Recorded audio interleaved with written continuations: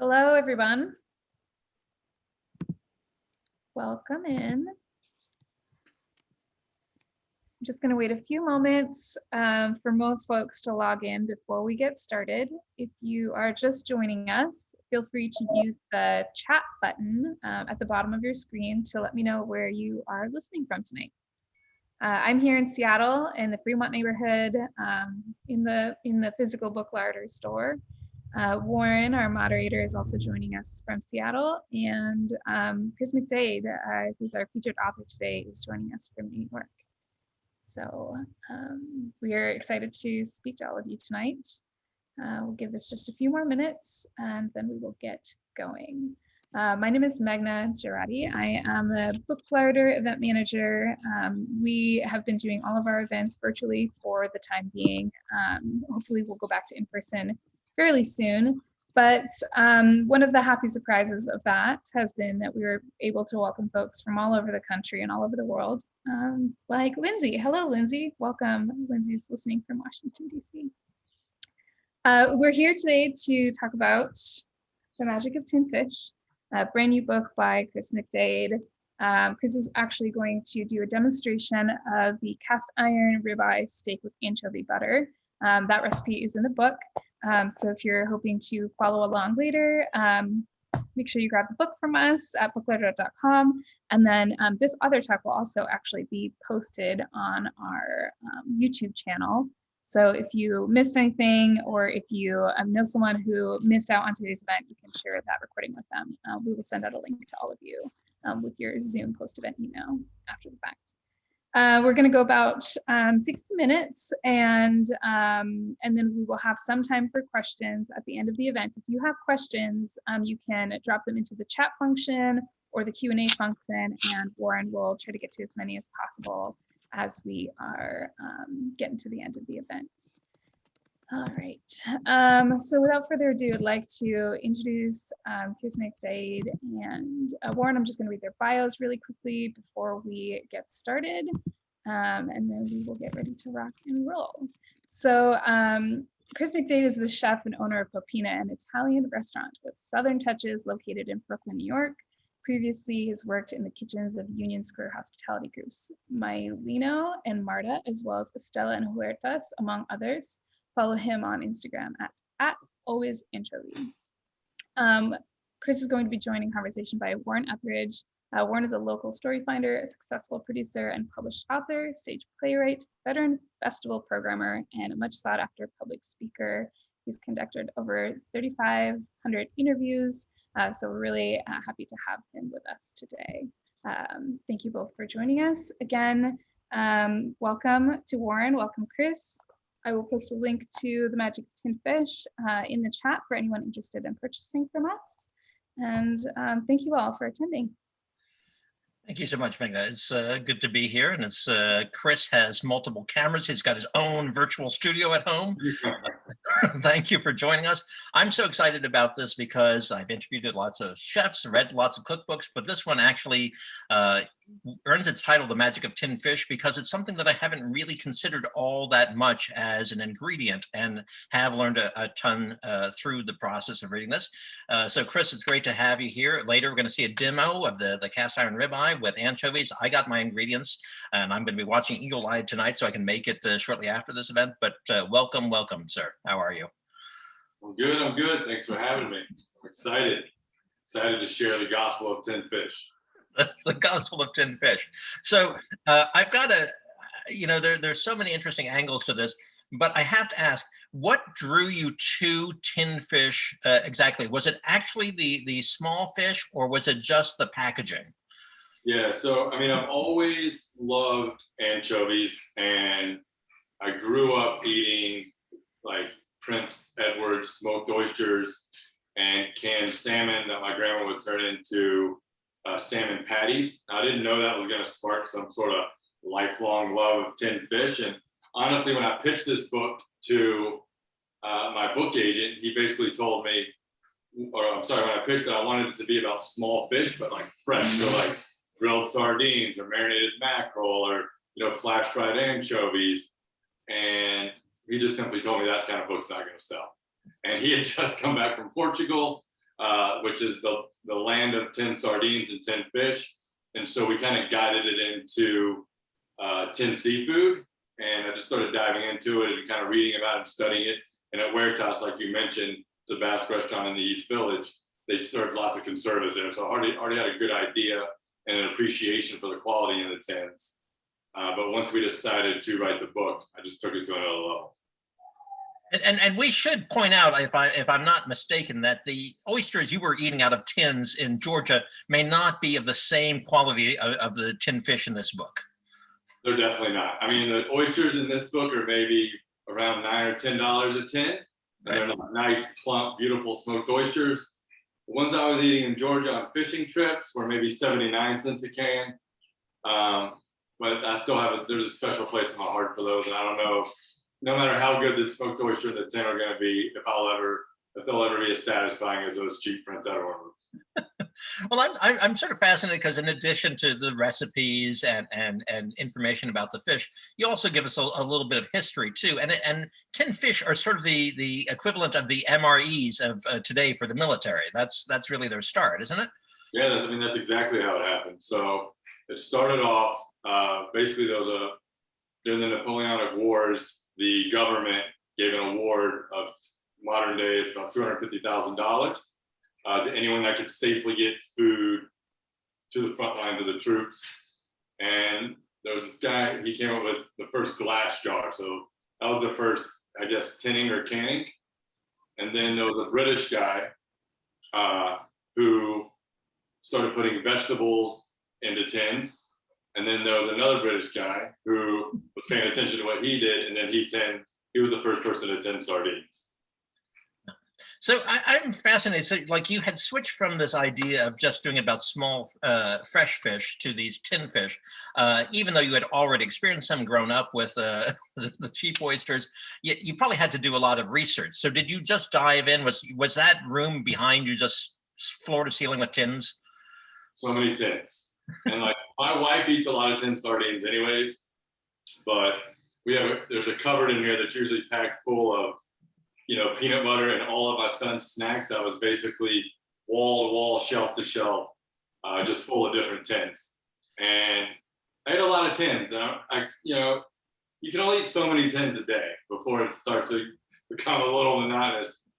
But they are very versatile, and especially with the sauces. So it never got too boring, and it was a lot. But it was also it was a great learning experience for me. Well, you point out some helpful tips is that you really don't want to be spending less than $5 for a tin of fish. Otherwise, you're in a little bit of trouble. And you have some great recommendations as better ones. Something I was surprised by, you don't talk about it, but I saw a picture of it, was Patagonia Provisions. The people who make clothes also tin fish. Is that correct? Yeah. So, and they're amazing. We've been on the phone with them a few times. I think we're going to figure out a way to work with them later on in the year. Yeah. But so they have Patagonia, which is fleece and tents and like the best for the finance dudes. And then they have Patagonia Provisions, which is so they have tin seafood. They just came out with a line of boquerones, which are basically vinegar cured anchovies. They're also very, like, one of their more notable things is like this packaged salmon. It doesn't necessarily come in a tin, but it's packaged. But it's good stuff to like take camping or take on trips. And what's cool about their tins is they put all the sauce in the bottom, so that when you open it up, when you turn it over on your plate, like if say it's their mackerel with lemon and caper, now you have this lemon caper sauce that's just like as evenly dressed your mackerel. Yeah. I think like 2 of their top 10 SKUs of their company is some of their tin fish, which is a lot. That's a lot. So, in doing this work, I know that you have a fabulous restaurant in Brooklyn, and it's a little bit Italian, a little bit Southern, and all Chris McDade. But I have to ask, when did you realize you weren't going to pitch for the Atlanta Braves? That was, I think my mom realized it a little bit earlier on than I did. She just didn't have the heart to tell me. But it was sometime in high school, I think. Probably sometime in high school. And then did Chef click in right away as you have suggested it did? No, not at all. So I worked in golf courses from the time I was 14 to maybe 20. And then my aunt she used to paint. And so she was hanging some of her artwork in this new restaurant called the Brazelton Grill, which is like an hour north of Atlanta, like a meat and free joint. And they needed a prep cook. So I was making like vats full of Alfredo sauce and like mashed potatoes. And it's just like very simple Southern food. And I fell in love with it. And it wasn't necessarily the food that I fell in love with at first, but it was more the camaraderie and the family that surrounds kitchen life. And then I just never turned back after that. I was there for about a year and a half, and then I decided to go to Providence to attend Johnson & Wales. I was there for about 2 weeks, and I just decided school wasn't for me, so I got a job. So it was like a $30,000 mistake that I made. So I had a job in Rhode Island. At this place called Uno's Pizzeria, which is like a chain. Also was on the beach in Newport slinging out lobster rolls for a summer. And then when I decided to get serious, I came back home and started working for a chef named Kevin Rathman, who he has a steakhouse. He has Rathman's, which is like an American restaurant. And then he has a couple other restaurants he's opened since then. And then I came to New York with the dream of working for Danny Meyer, and Maialino just happened to be opening. And so this is where my love of Italian food started. I just loved the food that we were doing.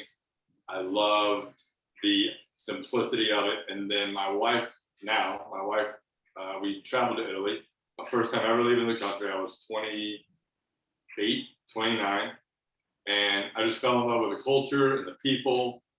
And again, the food and the markets and just like the way they live to eat as opposed to eat to live. You know, it's like, I wish we could embrace more of that culture.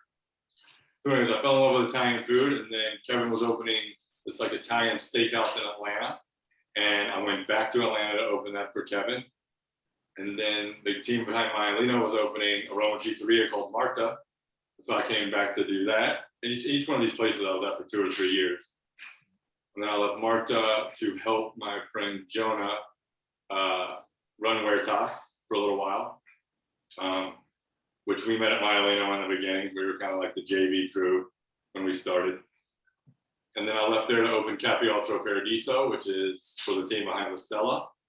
And then went on to open Popina with my partner, James O'Brien, which I also met at Maialino.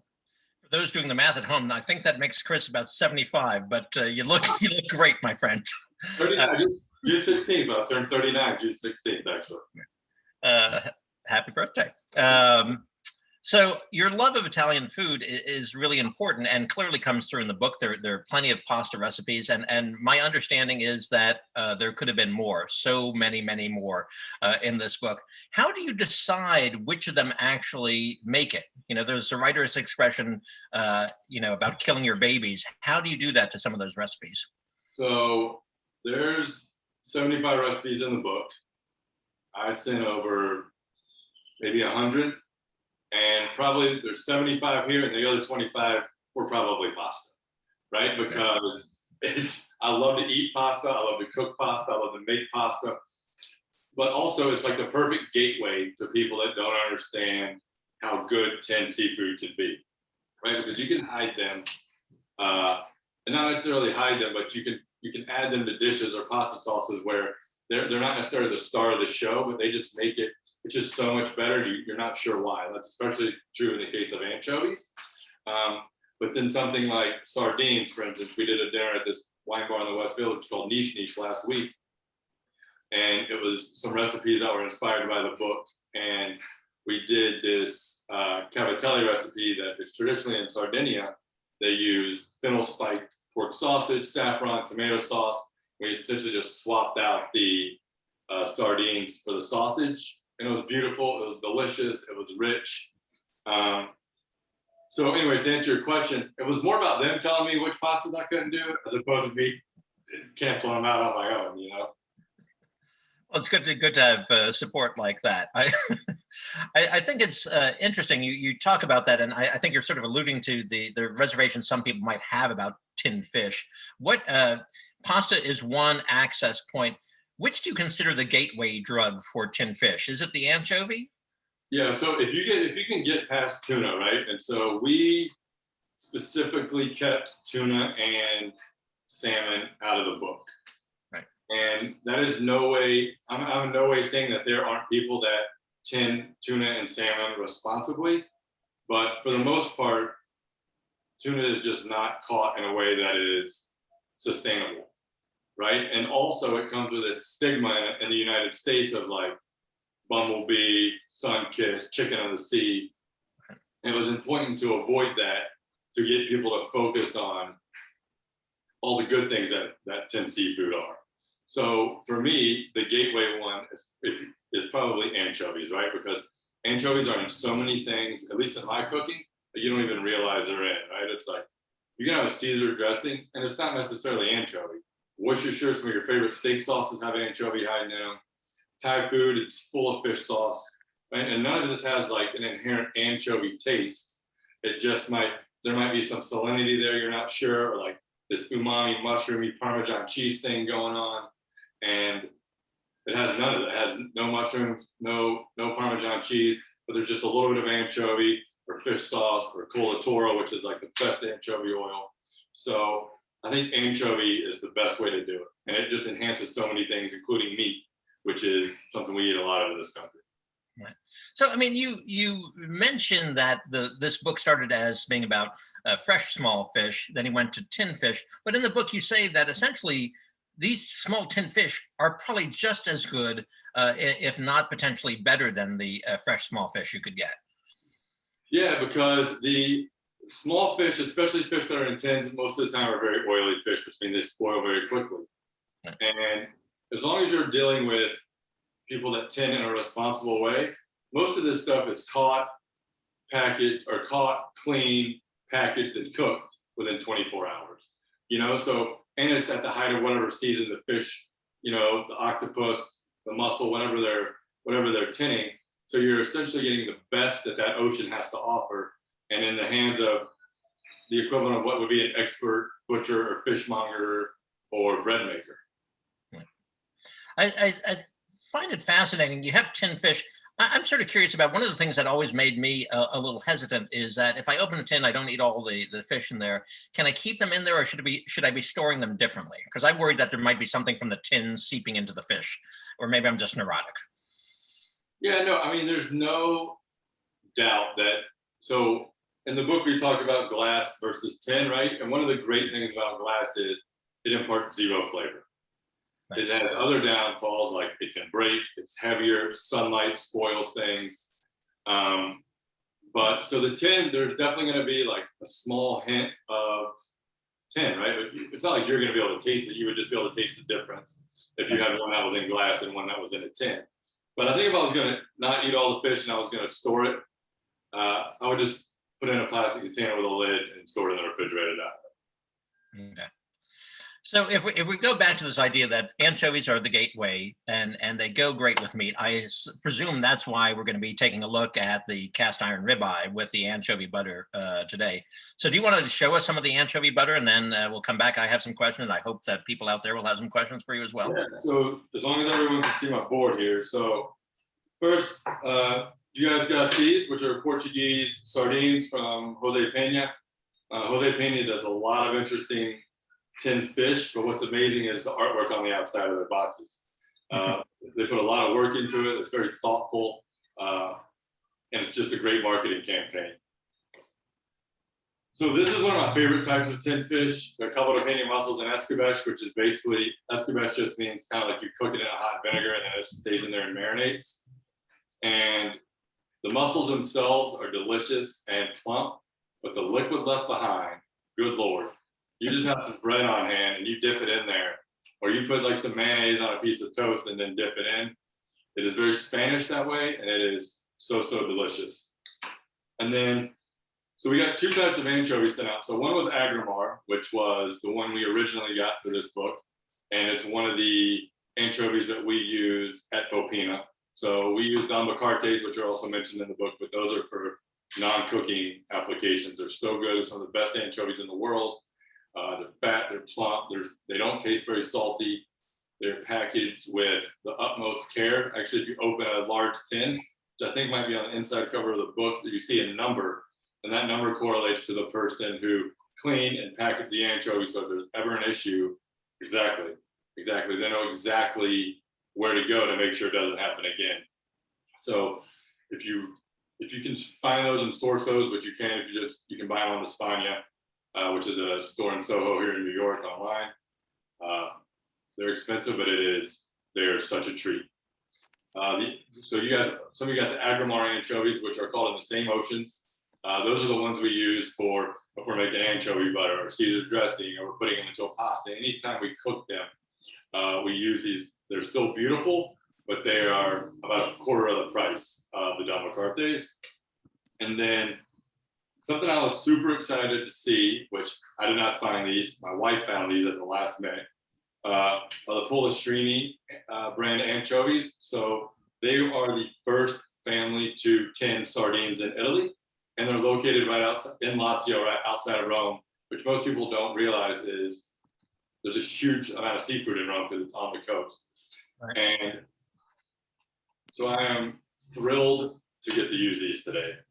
Never used them. I'm super pumped. Their sardines are delicious. So I know their anchovies are going to be, and also the packaging is like retro and cool and fun. And the tins are a little bit of a different shape. So for the butter, we're just going to have fennel seed here, our anchovies, some room temperature butter, lemon, and garlic.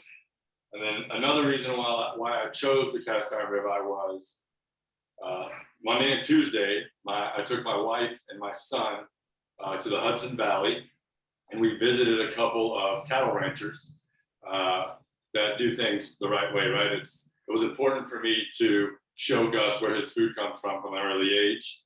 I believe that's it's like one of the only ways that we can save our food system. So this piece is a beautiful ribeye, came from Walbridge Farms. Farmer Doug was nice enough to send me home with stuff. He had no clue I was going to do this, so he's going to be pumped when he finds out. I think they have about 250 cattle on the farm. Wow. You know, they do pasture grazing where they graze down to maybe 3 inches, move it, graze down to another 3 inches, move it. And then he has all of this land around this creek that runs through his property that he could cut down and, you know, use it for more cattle space. But he lets it grow up so he can have habitats for other sort of animals, pheasants, rabbits, squirrels, gophers. The farm was beautiful. He was great. And the steak is delicious. So just to point out for those who might not know, it's unsalted butter, right? At yeah. Yeah, it's unsalted butter because of course the anchovies are inherently salty. All right, so I'm gonna pop these anchovies. And this oil, so the oil in the anchovies, if it's not used in the recipe, should be saved, right? It's great to use for bread later, make a salad dressing out of, make a marinade for your next steak out of, marinate a piece of lamb. So,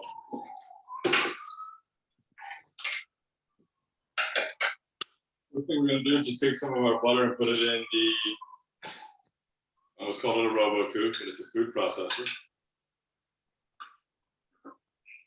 And you definitely want it to be soft. It's just gonna make your life a lot easier.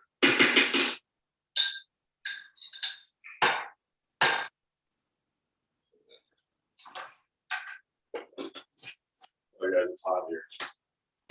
All right, we're gonna spin it. There we go.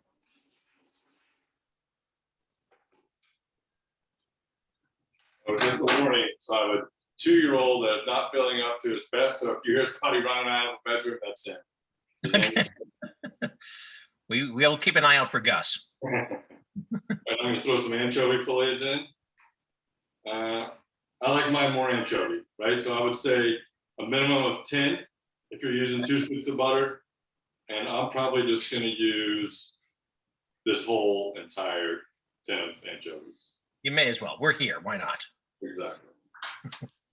Then each time I add an ingredient, I'm going to pulse it just to make sure, you know, the butter continues to get soft. Everything is kind of in there the way it should be.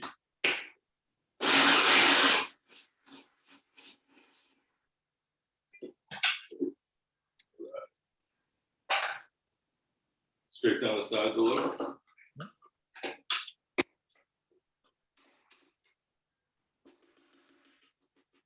So you don't have to go crazy with the blending of this. Yeah, not yet. I mean, at the end, we'll kind of go for it. Right. But then I'm just going to take a couple garlic cloves. You can use a zester. This is a microplane. You can finely chop them. It just does a better job of making sure it gets thoroughly distributed in the butter. Otherwise, you could end up with a little chunks of raw garlic, which also is not the worst thing. But this is the way I prefer it. Time for the microplane. We're fine with that.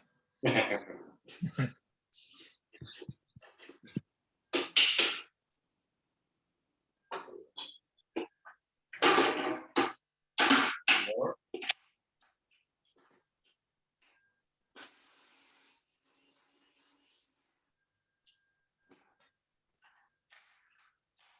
We're going to go with a toasted fennel seed. Okay. I don't mind mine chunky, right? But if you don't like the bite that you might get from the toasted fennel seed, it's also okay to use like your coffee grinder or your spice grinder to pulse it a little finer beforehand.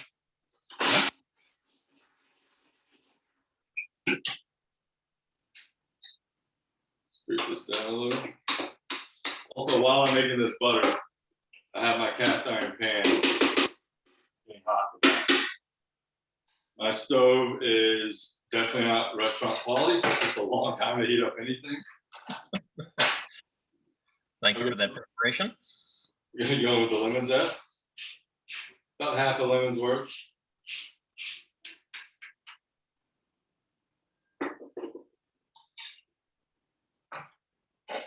And then we're gonna do the lemon juice of half a lemon. So I'll just cut around kind of. This way I don't have to bother too much with digging the seeds out. They're mostly on the surface. I can just kind of scrape them out with my knife, as opposed to cutting it directly in half and having to beat them out or run the juice through my hands.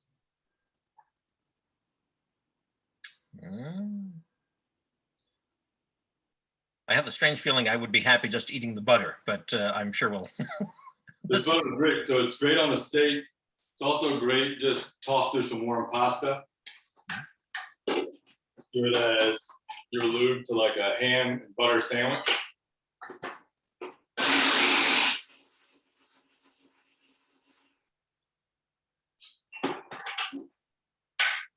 That's it. Wow, there you go. Anchovy butter. Anchovy butter. Just gonna take a little bit out now so it's easy to get it onto the steak. Turn this guy up a little bit. All right, now I'm gonna move my second camera over the stove so everybody can see what's happening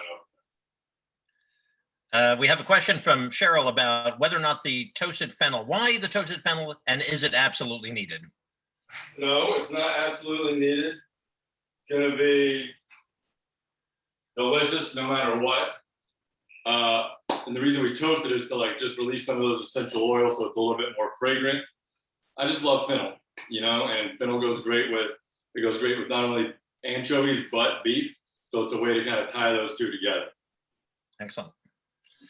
Cheryl, is there a reason you don't like fennel? Are you allergic to fennel? Anything like that? We'll wait to see if there's a response there.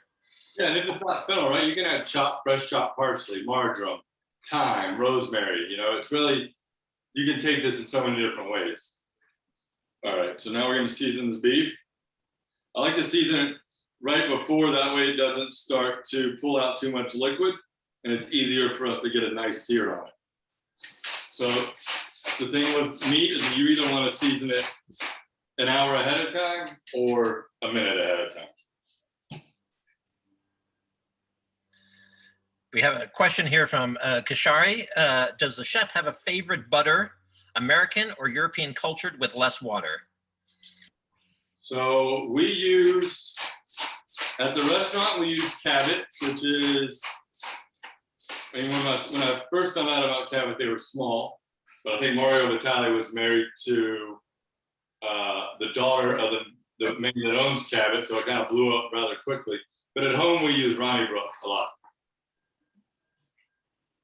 All right.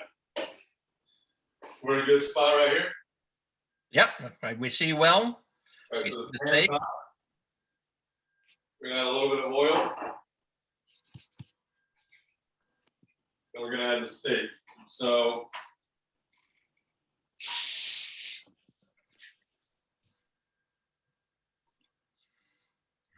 when I cook steak or any kind of meat really, especially on a grill, I don't go for the move it once, move it twice situation. I like to kind of move it a lot and around. And especially on the grill, if you put it on and let it sit for a minute and then rip it off, you're creating all these nooks and crannies, like different types of like levels of seasoning, different textures. I think this guy, Adam Perry Lane, calls it like scruffing his meat. And so I'll kind of flip this thing over and turn it. And just kind of let it do its thing. And that's, is it going to wind up about 4 minutes per side? Say that one more time. Is it going to wind up being about 4 minutes per side? Yeah, it'll be about that, maybe a little less, because again, I pulled the meat out, an hour ago to make sure it was like nice and room temperature.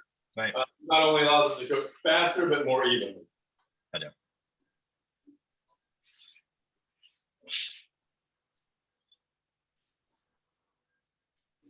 And in my house, because it is very hard for me to get my stove hot, Okay.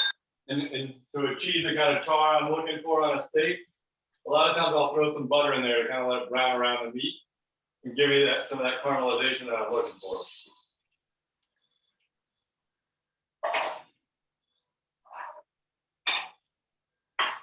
Considering your at-home conditions are not ideal, do you do most of the testing at Popina?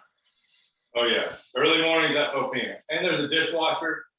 We have an industrial strength dishwasher, and it's just a lot easier. Yeah. So right about here, I'm going to start throwing in some butter.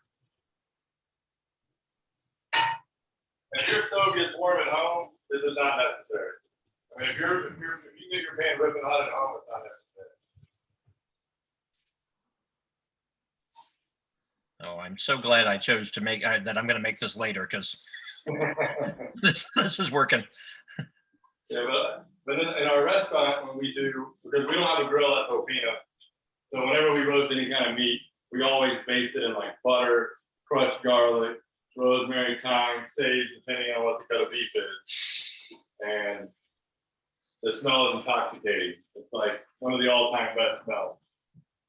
There's like Brave Stadium fresh grass cut, and then basting a piece of meat with butter and lots of herbs.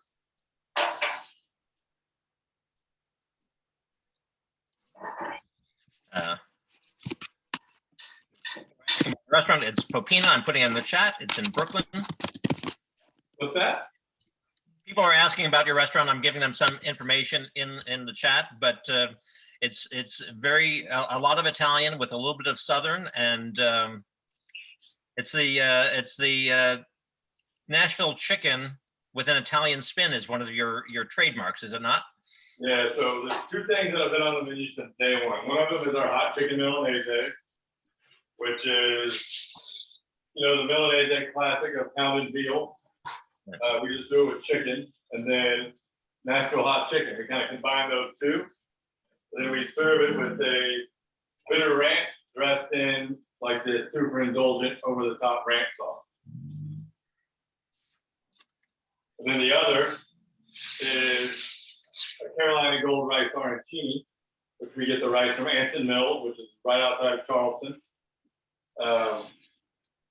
And growing up, so we didn't have a lot of money growing up, but we usually ate pretty good. My grandma was a good Southern cook. My mom really liked food.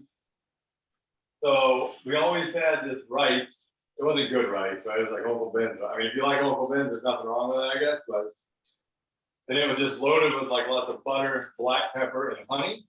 And then whatever sort of like frozen catfish fillet or pork chop or chicken breast would go over the top. So when we did the arancini at Popina, that's basically what it is. Except we added pecorino to the rice. So then it ties cacio e pepe into what I grew up with. And it's like the perfect marriage of food from my youth and food that needs to be at Popina. Right? Italian food and Southern food are very similar to me. Right? They both came, like most great cuisine, they came from foods that, out of necessities, right? And so they're both Italy and the Southern United States were great at finding ways to do the most with nothing. They both have a lot of pork, mostly vegetables. You know, there's not a ton of seafood, even though the South does have a lot of coastline. There's a lot of states that don't have coastline, obviously. So it's mostly vegetables and meat, which a lot of people usually think of like heavy biscuits, fried chicken, gravy, which we love all that too, don't get me wrong. But it's mostly vegetables. All right, cool. So now we're gonna let the steak rest for a few minutes. A good rule of thumb is to basically let it rest for half the amount of time it took you to cook it. Because the last thing you want to do is spend all this time cooking a beautiful steak just to cut it open and have the juice bleed everywhere. So while it's resting, I'm going to take some of this anchovy butter, just kind of rub it on there. We're going to let it melt over the top and kind of create this sauce for us. And I may be wrong, but my father's side of the family is from Texas, and that seems like a very Texas tradition of some sort of the basting of the steak with the butter on the top once you're done cooking. Yeah, no, I mean, I've never been to Texas, so I'm not sure, but the Texans do know their way around a piece of beef, so I wouldn't doubt it if they knew how to coax the most flavor out of whatever they were doing. We have a question for you from Sarah, Chris, and that is, did you grow up with a mug of bacon grease kept in the fridge? Her Southern mom always kept one of those. No, I think we just might have some Benton's bacon grease in our fridge. I can dig it out somewhere. But yes, we did. My grandma always had a mason jar with bacon grease on the stove. We put it in biscuits. It was part of how we seasoned summer squash, green beans. She would cook okra in it, which was always amazing. We would put a little bit of butter, canola oil, and some of that bacon grease to fry our chicken in. So yes, bacon grease never goes to waste. Never. Also, it's a good way to fry up an egg sandwich. One of the things that's interesting in there is you do have some sandwich recipes in the book, and it seems as if you're very concerned about the layering of the sandwich, that there is a specific order. Is that true? There definitely is, because there's different levels, right? Like, so say you're eating a burger, for instance, or say you're eating a sardine po' boy. Okay. You don't want to have bread and then soft sardines and then crunchy and then crunchy and soft. You know, you want it to be crunchy, hit soft, and then go to crunchy again. It was hard for me, and my wife always makes fun of me for this, but it's hard for me to even, like, I think about how I layer sandwiches anytime I make a sandwich, but I have this habit of like flipping them upside down to eat them. So I'll like layer them perfectly the way they should be. And a lot of times I'll make my wife's one way. I'll just invert everything for mine, because it's impossible for me to pick a sandwich up and eat it. Even if I go out and have a burger, it's like bun, burger, pickles, lettuce, tomato, mustard. It's all backwards for me. But the layering is very important. And you know, it goes along with for those who in the audience who've looked at modernist cuisine books by Nathan Myhrvold. He talks about sandwich physics a lot too, and that's clearly of import. But I like how you made it much more accessible for us, Chris, and get you help for that whole sandwich upside down problem. It's kind of, I don't know what it is. I mean, I've tried to work on it a little bit, and my brain just doesn't function that way. I don't get it. I don't understand. So I build my sandwiches backwards. We have another question for you. The question about what's the most underappreciated tinned fish? So, well, if we're speaking in the United States, right, it could be a slew of things. So, as I mentioned, the mussels for me are amazing. Smoked oysters are great, but octopus is also so delicious. And you can do so many different things with it. You can obviously eat it right out of the tin or slice it and just dress it with some lemon.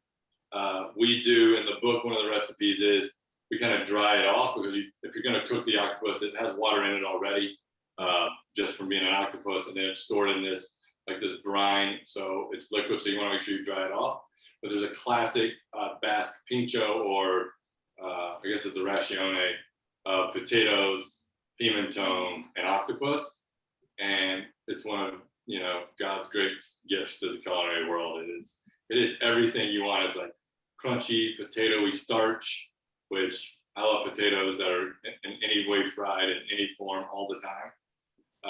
Octopus, which is like the steak of the sea. And then you have like this spicy, smoky pimenton. A lot of people put aioli on it, which is in our household and in the restaurant, we are Duke's mayonnaise disciples, and we eat it and put it in a lot of stuff. At home, I eat a lot of just Duke's mayonnaise and peanut butter sandwiches, which is like one of my go-to snacks. So yeah, anything that has potatoes and mayonnaise in it, I'm good. Wow. So Lindsay, we went from underappreciated to God's gift. So that's pretty good on the tinned octopus. It's really stepped up well. I have sort of an existential question that your book provoked for me, is that you have a recipe for a vitello tonnato, which has neither veal nor tuna. Is it still a vitello tonnato? It's a vitello tonnato. Okay. So again, we don't use tuna in the book. Mackerel, easy sub, no flavor loss, same texture in the end. And then veal, I'd rather eat steak. If I'm eating beef, I don't really care about the veal. I want an animal that's had to work for 2 years and like develop some flavor. I don't need this like soft, silky meat. And if I'm gonna eat, meat that's not red, pork is the only way to go. All right, so I'm gonna cut this guy up, and if my cutting board had like those little canals cut in to catch the sauce, I would cut it on there. But since it doesn't, I'm going to cut it here, and you'll see why in a minute. Okay. So we're going to be sending you a cutting board. All right. I'm going to throw this on. First, I'm going to cut this guy. Oh. I'm excited because I didn't try their ribeye at the farm. We actually had their ground beef, because small farmers like that, it's hard for them to supply restaurants with beef, because there's only 14 ribeyes to a cow, 14 strips, whatever, and that's what most restaurants want. They don't need our help to serve those. So a lot of times we'll take from these small farmers the ground beef, the heart, stew meat, and that's more sustainable for them than if we were to take a whole cow, because again, they don't need us to sell the steaks. They can do that from their farm stores. Right. So I'm super pumped to try this this ribeye. And so my ribeyes, I like to cook medium. Any other steak, I like medium rare, but there's a lot of like muscle and fat that needs to be broken down. So I'll cook it to medium. And then the reason I cut it in here, so I have all the meat juices, some of that melted butter, and I can just pour it back over, and it makes its own sauce. So, good medium color. See, it's rested well, so there's no gray edges on the outside. You guys see? I was going to say, could you hold that up to the camera? Oh, there we go. I wish I could send each one of you a slice of this. That's why we have to make our own. That's what the book is for. Let me taste it. You guys don't mind. No, we insist. Somebody has to taste it. It's pretty damn good, I gotta say. I expected nothing less, but would be amused if it were something else. You've mentioned your wife, Natalie, and your lovely son, Gus, who I hope feels better. Do they try out everything with you? I mean, I know Gus is little, but does Natalie try everything? Is she very? Oh yeah, she eats everything. And her job, so she runs all the beverage programs for Tom Colicchio. So she is like around food just as much as I am. She kind of comes at it from a slightly different angle, right? Because she thinks about wine first and then the food. But no, I mean, there's some things she won't eat. Like we went to a sushi restaurant in the East Village and there was like this 8-day-old fermented squid that was like not good, but I stomached it down anyways because the guy gave it and she was of no help. So it was like it was probably a tablespoon worth of this fermented squid, which was like 5 bites. And it took me about 20 minutes to get it down. And she was not a good wing woman at that. But most of the time she'll eat it. But some of the offal stuff she's not into, which I love, but. That's okay. And then Gus's first food outside of like food that came in a packet or, food from his mom was a double carte anchovy. But she like slurped it down and loved it. So I was like, this kid is destined for greatness. And now he's like strawberries, blueberries. Then my wife makes this thing called white cheese toast, which is just cream cheese on toast. Because she's like, just anything to get him to eat. And I'm like, he'll eat when he's hungry enough. And she's like, no. So yeah, he's not that adventurous. It's not as much as I wanted him to be. I always thought I was gonna have this kid that liked to eat all the stuff I did.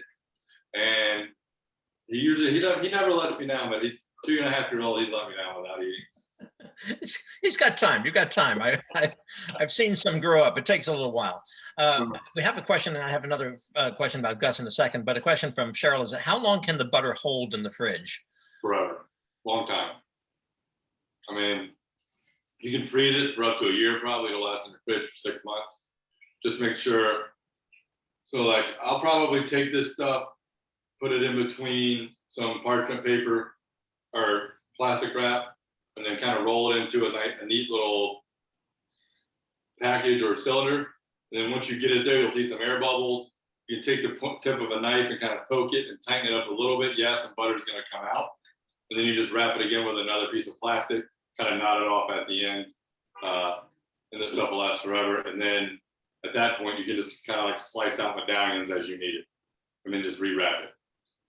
So that's a really efficient recipe. So it's something that you're going to have around for a while, and you can use multitudes of ways. Yeah, and it's not just this recipe, right? That's one of the great things about tinned fish is that because basically 1 tin is a serving. I mean, in the book, a lot of times it's 2 tins for 2 people, but like 1 tin is 1 serving for 1 person. So there's very little waste. There's almost no waste, which makes it just another reason why it's such a sustainable choice.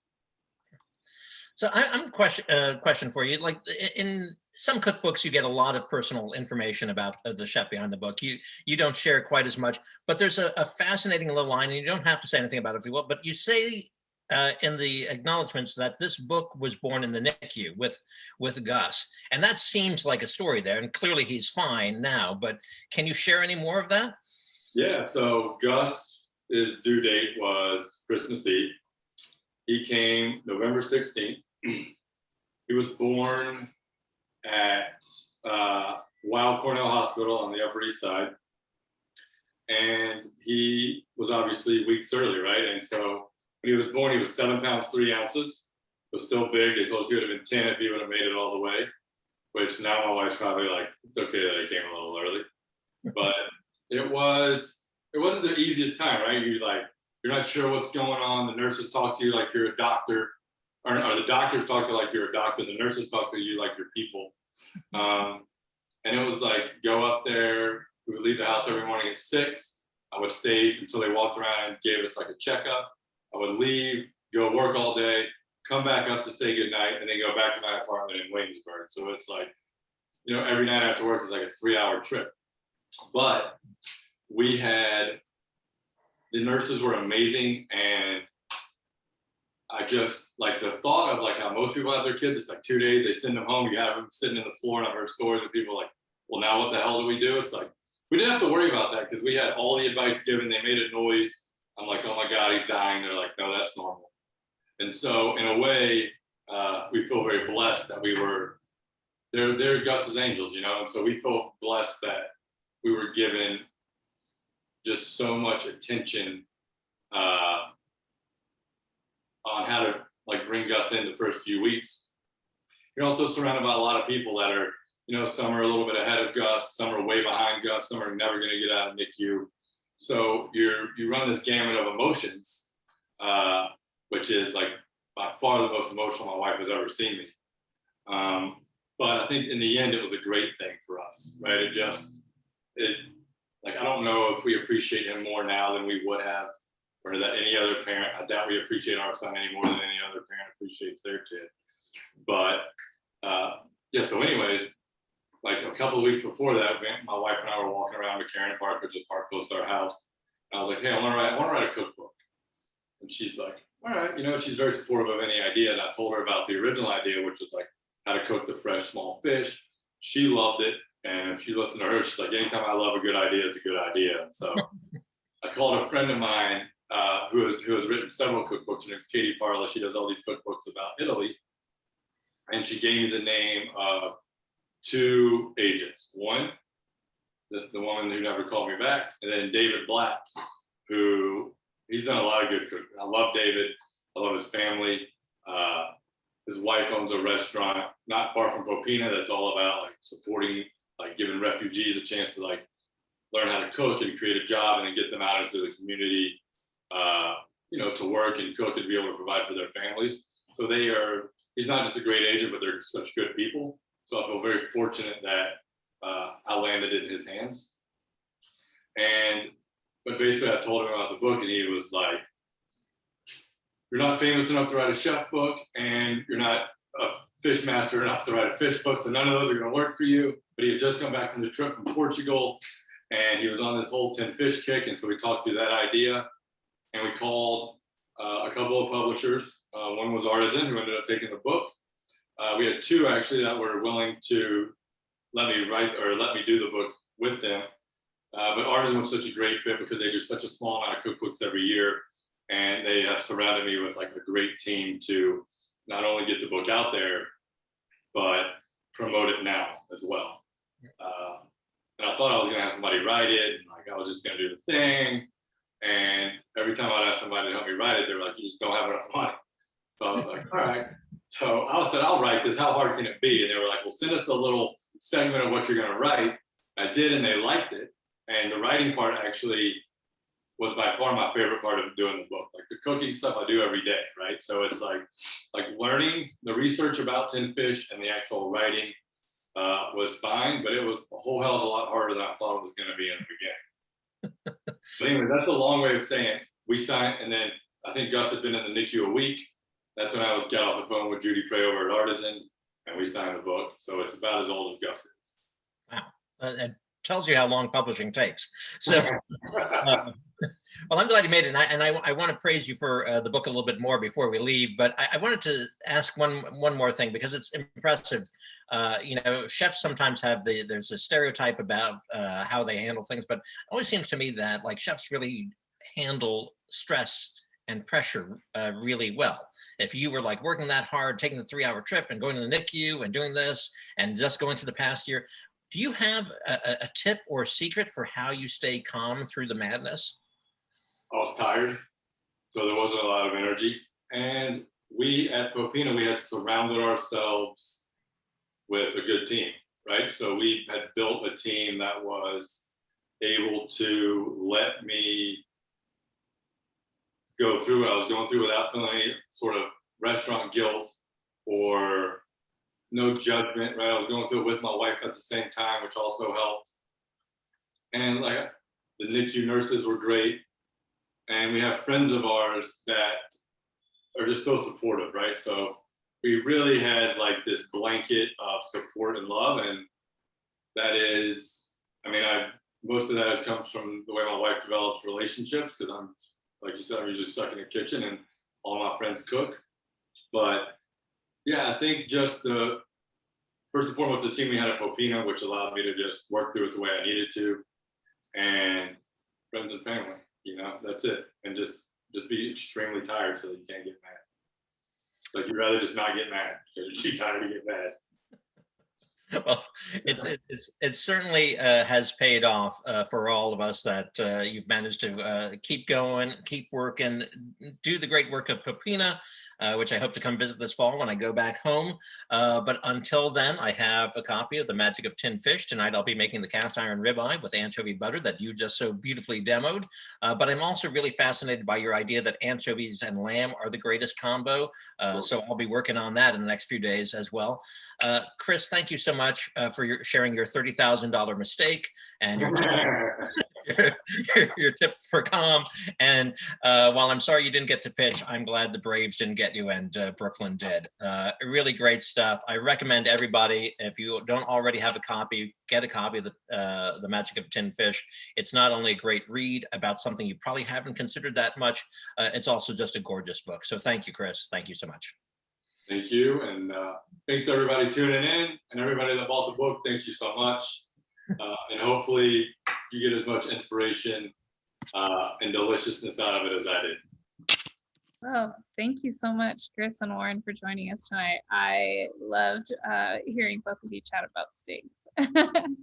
As a reminder for everyone listening in the audience, we've got The Magic of Tinned Fish available at booklarder.com. For purchase, please support this author talk by purchasing a copy from us or from your favorite independent bookstore. And also this author talk is being recorded, so if you want to rewatch how Chris made the steak tonight or how he made the anchovy butter, that will be posted on our YouTube channel within 48 hours. On behalf of Booklarder, thank you to everyone who attended, and thank you, Chris and Warren. I hope to see you both in person at the store someday soon. I will be by possibly sooner than Chris. Yeah. We'd love to see you in Seattle as well. Right. All right. Have a good night, everyone. All right, all. Thank you. Thank you, Chris. Sure. Bye.